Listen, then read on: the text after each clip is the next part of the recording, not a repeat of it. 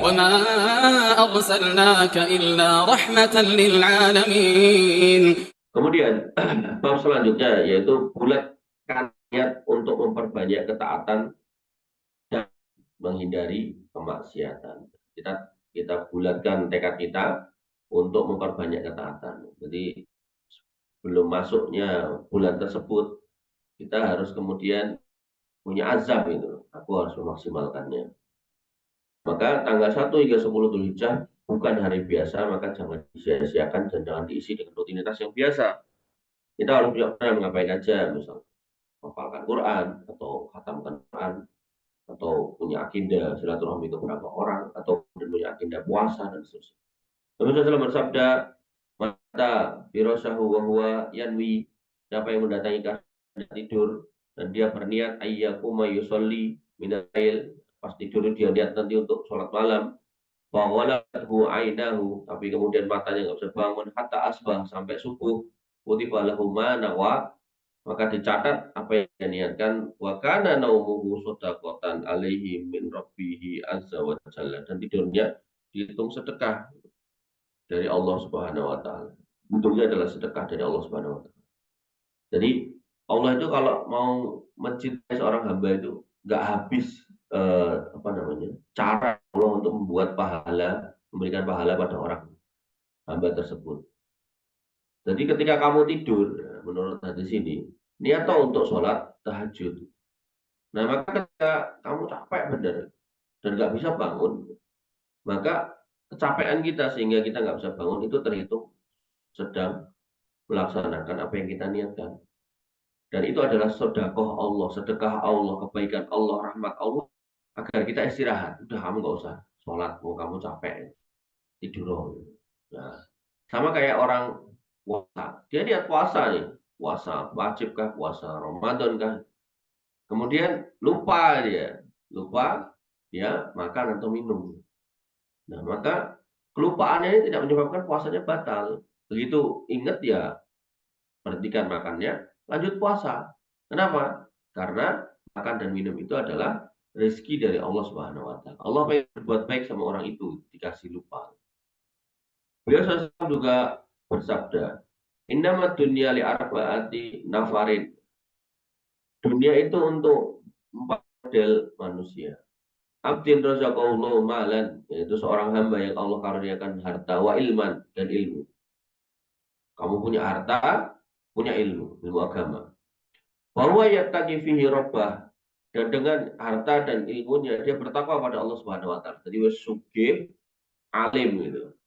Kayak Umar bin Khattab, Abu Bakar As-Siddiq, Utsman bin Affan, Abdurrahman bin Auf, wis sugih, alim. Kemudian wa yasilu fihi rahimah, dan dia menyambung silaturahmi, wa ya'lamu lillahi fihi haqqan, dan dia mengetahui hak Allah. Orang luar biasa. Jadi dengan kaya itu dia nggak sombong, sama saudaranya dia ingat, sama orang tuanya dia ngerti, dan sama Allah dia paham haknya. Oh, kaya harus haji, berangkat, harus kurban, zakat, zakat, itu ngerti. Wahada bi afdalil manazil, ini kedudukan terbaik paling utama. Ini kamu harus kejar nih.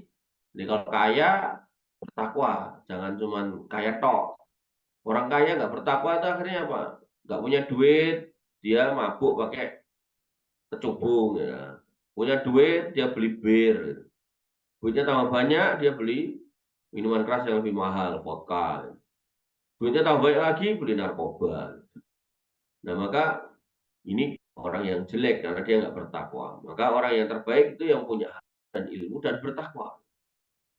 Kemudian yang kedua, wa abdin, dan seorang hamba razaqahullahu yang Allah kasih ilmu. Kasih ilmu nih, kasih ilmu agama, dia paham hukum-hukum agama.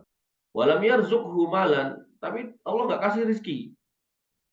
Hidupnya biasa gitu. Ya anggaplah ustadz-ustadz yang mungkin nggak punya usaha, ustadz-ustadz yang hidupnya biasa lah. Gitu. Banyak ustadz kayak gitu tau, hidupnya biasa. Bahwa sodikun niyah, dia ini orang yang jujur niatnya. Dan dalam berniat mengatakan, ya kulu, dia berkata, lau anna limalan, sekiranya aku punya harta kayak punya si fulan, la amiltu bi amali fulanin, aku akan mencontoh tuh si fulan itu. Jadi yang ada orang kaya kok sedekah, kok haji, kok umroh, kok kurban. Dia harta aku tak kayak dia.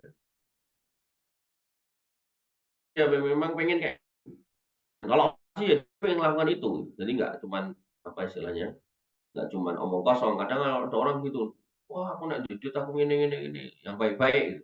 Begitu dikasih duit ya orang lakukan nih gitu kan.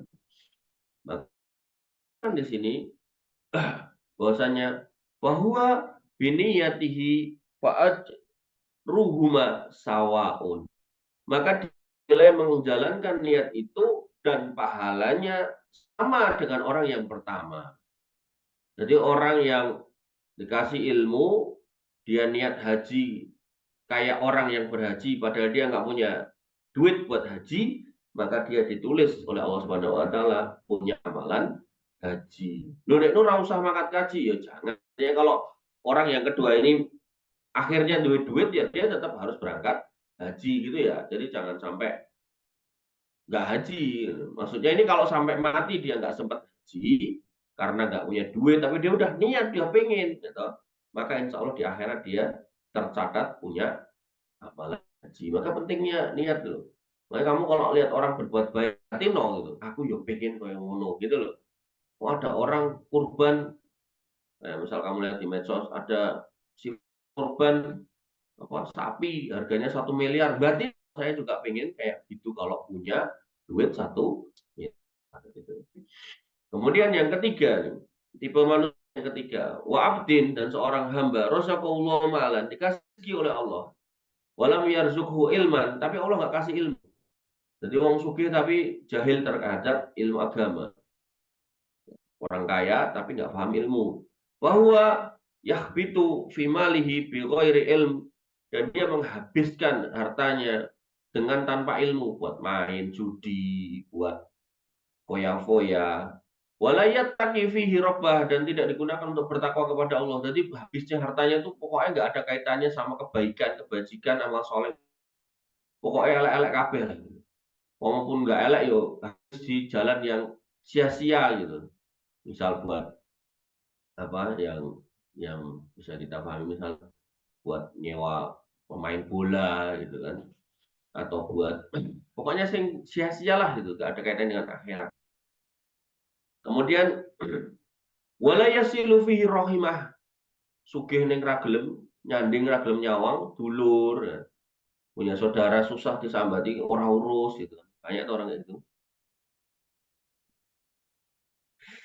Wala ya'lamu lillahi fihi haqqan, dan dia nggak peduli dengan hak Allah.